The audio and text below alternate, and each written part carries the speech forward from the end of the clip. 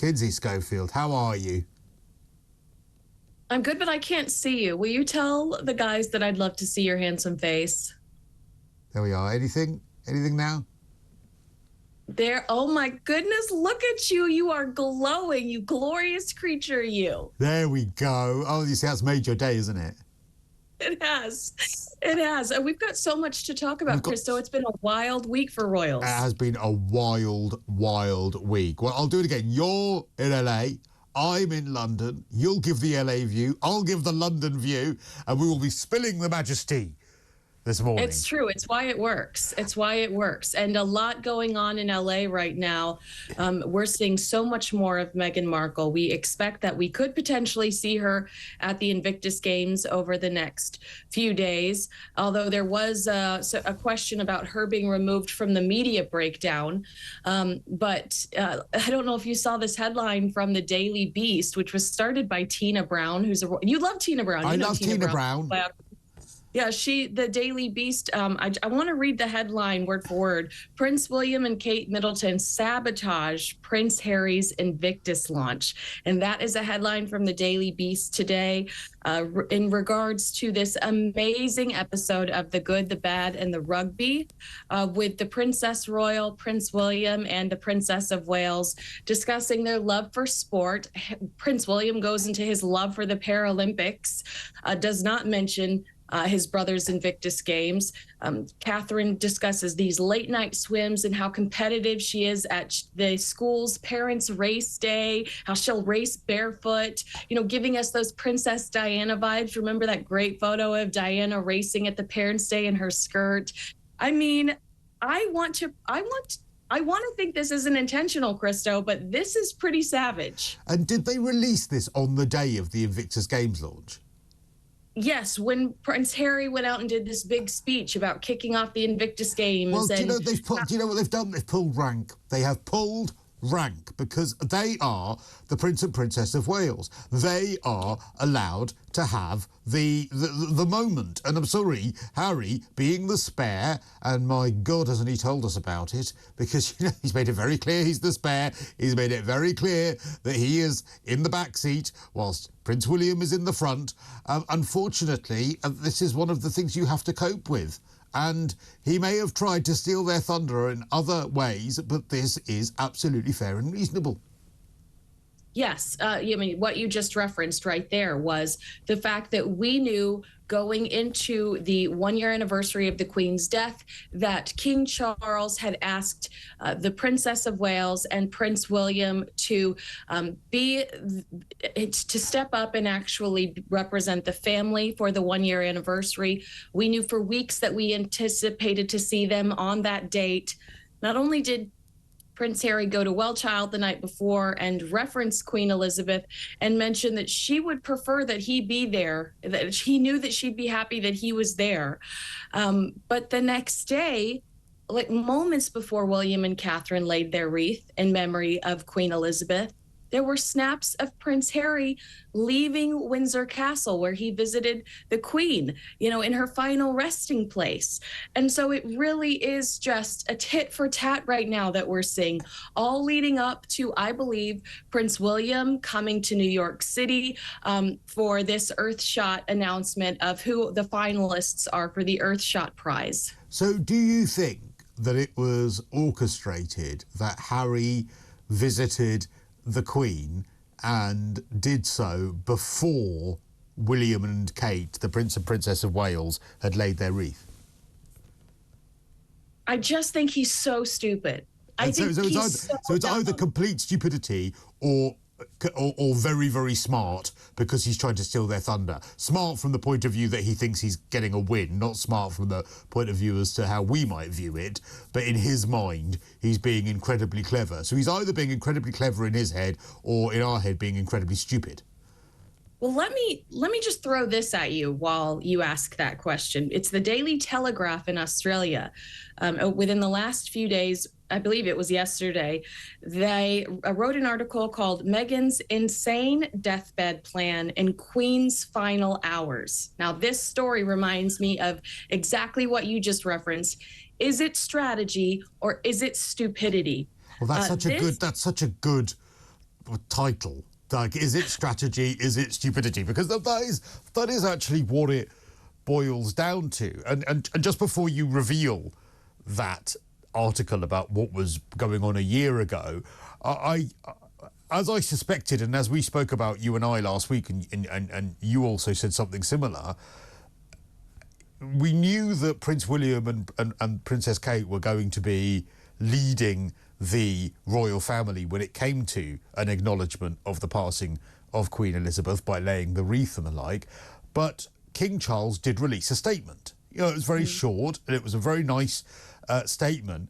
But all of that, this is why it's important. And we got a bit of stick online for talking about this last week, but this is why it's so important, because you are led by the monarch. The monarch speaks first, then anyone else has their say. And you're right, Harry, in the Well Child Awards, said, you know, my grandmother would be looking down on us now. I know she'd want me to be here. You can't do that. You can't speak about a big event before the monarch or the person designated by the monarch has done so. That's like royal family protocol, page 1, paragraph 1, first sentence, right? Right. And your grandmother would want you to be much kinder to your siblings, you know, or to your sibling and your sister-in-law than you're being. I think that would be your grandma's first priority. But okay. I mean, the only exception would be for having had permission by the monarch to speak first. You know, my father knows that I'm here and wants to pass on his regards, all that kind of stuff. That might be the exception, but it's up to the monarch to make the designation as to who represents the family first. Harry doesn't get to come over and steal the thunder from the family and giving the first comment to the press about his grandmother's death on the anniversary. Absolutely not. I think it's a really, really poor show on his part, and it makes it all about him again.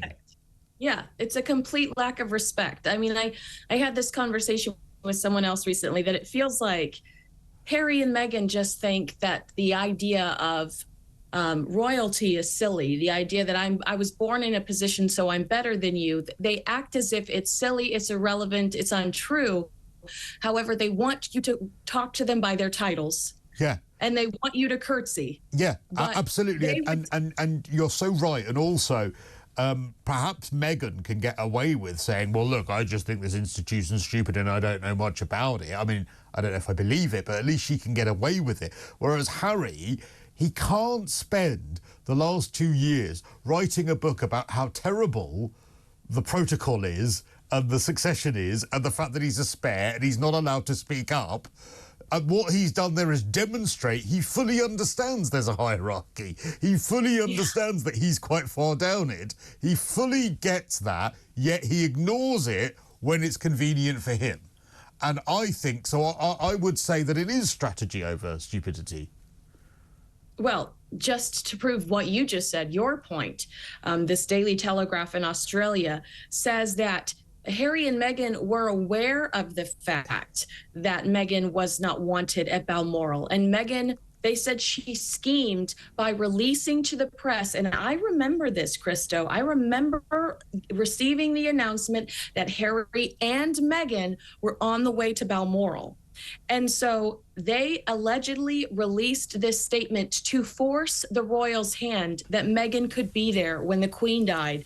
And King Charles said, no way, picked up the phone and told Harry, absolutely not, we don't want her here. And so that is coming from the Daily Telegraph in Australia. And that's again called Meghan's Insane Deathbed Plan in Queen's Final Hours. Do you think that happened? Do you think that, because I think you're right, there was an initial statement, wasn't there, saying that Meghan and Harry were going up. And then, that's right, there was then a second statement put out that, did it reference that because Kate wasn't going, the then Duchess of Cambridge? We made that assumption. We made that assumption. We assumed that Kate wasn't going, and that's why Meghan wasn't going. But that was not in the that was not in the correction that was released. That only Prince Harry was going, and you know, Harry talks about the phone call he received from his father and Spare. But I just thought that. I did think at the time, that's wild. After, and that the friend that they talked to that talked about this insane deathbed plan, they said that Harry had the audacity to reach out to William, hadn't talked to him. You know, he had all this stuff hanging over the family, the book, the Netflix show. None of this had come out yet. All they'd seen was the Oprah Winfrey interview. But they did say that he had the audacity to ask Prince William for a ride. And William was like, I really don't want to be with you right now. But also, wasn't there then the wrangling about Meghan while literally the jet was on the tarmac? And I think it was Prince William that said, "Go for it, take off. We're leaving. Yeah. We're not waiting for this debacle about whether Meghan is going to be allowed to come along so that she could be a part of it." Because I think it was the then Prince of Wales, Charles, who said this is a family occasion, such a family occasion that not even Kate's going to come along. Oh my word! Could you imagine? And even those moments as well. I mean, if you could imagine Meghan being there, I mean, it's the only thing I will say in defence of that is it's not as if her not being there didn't mean that those final precious moments weren't monetised, because, of course, Harry put a chapter in his book about how he went and visited the Queen's body after she died in her bedroom and had a conversation with her.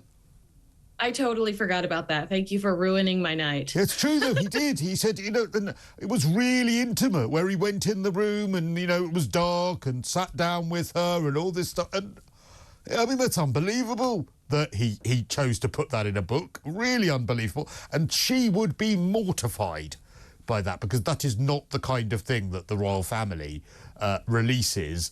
And again, or if it does, it's the monarch that gives the permission for that to be released. It is not down to Harry to throw that information to the media in order to sell more books. My God, they really are. Honestly, he is the Duke of D-list. OK, so we've spoken about how vulgar it was that Harry was giving such details about his poor grandmother's death and how much Meghan wanted to elbow her way in to be involved. We've spoken about how vulgar it is that Harry decided to try and usurp his family on the anniversary of his poor grandmother's death. What else have you got for us this morning? Well, I have some happy news. I really loved on the I can't remember what paper is sitting in front of you right now. I believe two papers are sitting in front of you with this amazing photo of the Princess of Wales in her white Alexander McQueen suit. And, delighted Kate, it says, cheered by 60,000 people in the crowd as she makes a solo trip to watch England in the Rugby World Cup. Beautiful photos of her splashed across several of the newspapers this morning, but she seems sincerely surprised. If you watch the video and see some of the stills, she's sincerely surprised by the positive reception she receives. And it's just insanely gorgeous and humbling to see from somebody that looks like her and that should be, you would expect her to just be used to people falling at their feet whenever she walks into a room. But she looks, humbled by the that was exactly the word I was going to use, humbled. Yeah. And I think that's why people love our future queen. I mean, she is going to be our future queen, and people really love her. And I think that's part of the problem with Meghan and Harry, is that I think that the UK feels very protective, especially over William, and especially over the way in which Kate has been portrayed, the now Princess of Wales, in some of Harry and Meghan's books and interviews and the like. And of course, going back to the States, they're now separating their brands, aren't they? Because they're seen as being a bit toxic. Harry now wants to be, some sort of global philanthropist, whereas Meghan, what does she want to be? Some sort of guru and Instagram influencer? Well, they said Lead with Love wants to be Meghan wants her brand to be Lead with Love, which again, I always say that she never has an original thought. Everything she says is regurgitated off of a tea towel that you could find at TK Maxx or a bathroom mat. It all just sounds like something you'd see on a plaque. that you It's hang in your true. grandmother's kitchen. Or a bath bomb. Oh, I'm going to have my lead with love bath bomb, and then you throw it in the bath, and it foams up, and then it gives you a rash the next day. Yeah, I just think that to me, it's clear that the Princess of Wales is a million times more mature than Meghan Markle is. And that's where they didn't get along. And that's why there was friction there, because Catherine is she stays above the fray and she doesn't have time for drama. And wherever Harry and Meghan go, drama follows. So obviously you're going to distance yourself. But, there's a new poll here in the States that should be pretty concerning to William Morris Endeavor that says Meghan is so unpopular with Americans more than ever, scoring -2. I think that her last rating when they did this poll was +23. Now she's -2 here in America. And why do you think that is? What has caused this polling to fall off a cliff? Well, I mean, I do think we've seen so much more of her lately in a social media, frivolous, vapid capacity, grinding at the Beyonce concert. I think that is not. We fell in love with her on Prince Harry's arm as the Duchess of Sussex. She was not a household name before Prince Harry. And this girl that's at the Beyonce concert and posing with Kelly Rowland, that's the Tig girl. That suits Meghan. That's not the girl that anybody paid attention to. That's Meghan calling in favors to get on red carpets. That's not who the world fell in love with. So I think people are going, you're vapid, you're shallow, while Harry's going back to his royal roots and pursuing a lot of these charity endeavors. You've got to leave it, Kinsey, but I feel your pain. Lovely to have you as always. Kinsey Schofield with a little bit of majesty.